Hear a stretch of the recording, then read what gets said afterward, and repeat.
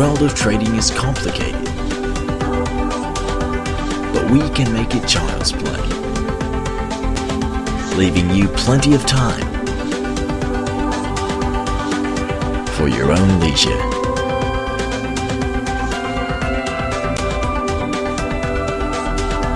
Veritas Traders, skills for a better today.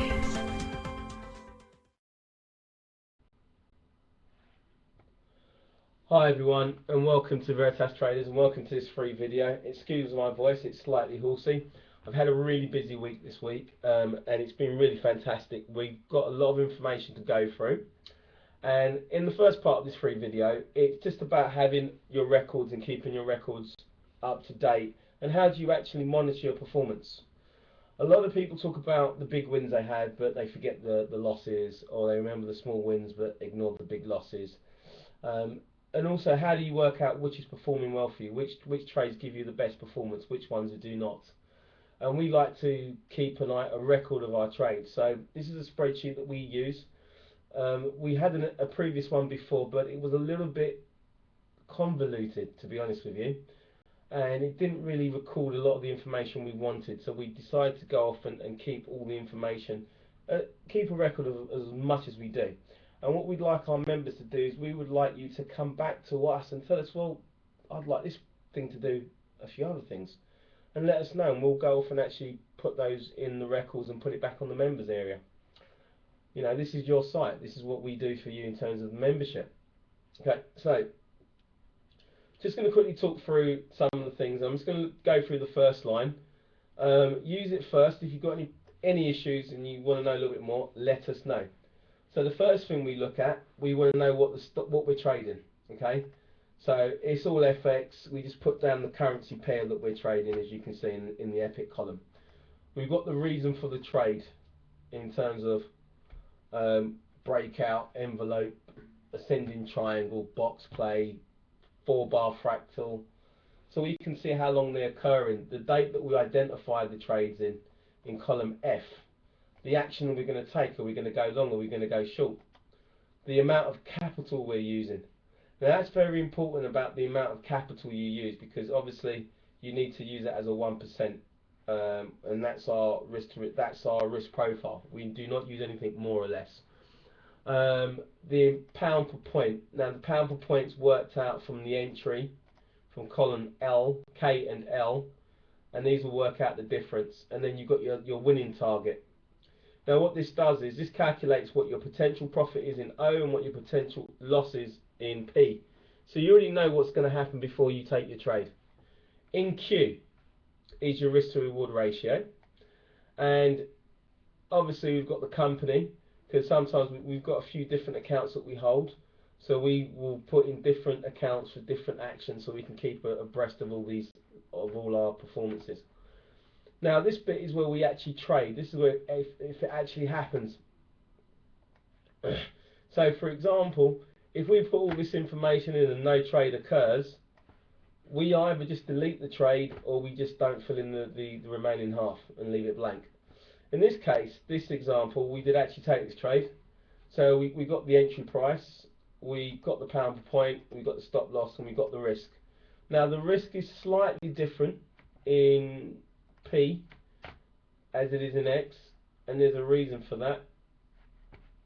It just works out the calculation to the nearest level. Okay. Oh yeah. The reason is sometimes when you get in the stop loss that you're allowed to have versus what what the market, your broker allows you to take, might not necessarily be the same within a couple of decimal places, and that will have an effect on your pounds per point. So here your loss is 1,000, but your actual risk is 990, and that's just because of the currencies and the calculations. Now in this case we've got target 1 and T1. Okay, so that's what we're going to get in terms of profit. Okay, and this just works out when we reach our target 1, target 2, how many points it was for, and so forth. This one's, so you can take a look at those. That's not necessarily a good example. This example is because it was a loss on the first one. So we got stopped out at minus 15. Stop loss is there, obviously. The date it was hit, the time it was hit, how much we lost, and what the actual, it works out automatically what it does. Reason for close, trade was hit. Now, it takes a while to get used to. Obviously, we've got a commission column, but we don't pay commission on what we trade at the moment. And then we've just got the loss, and it works out the loss and the profit. Now, it's better to use a profit, I guess. So let's go down to one of our last trades. This is on the 22nd.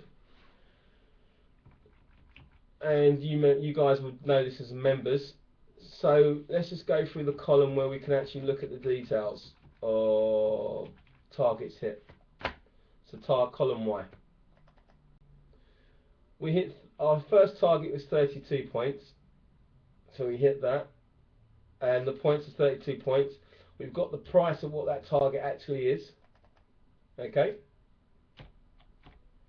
We've got the date that we hit it. What the pound per point was. Okay. Second target. 64 points in the next price. Did we reach target 2? Yes, we did. There we go, 64 points away.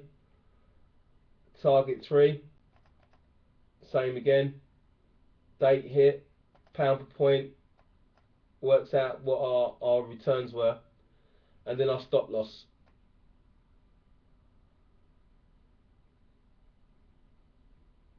Basically. Now that's the first function of the chart. It's all very good, but there's a lot of numbers. It's okay if you just start out from scratch. So if you, when you start, delete all these cells out.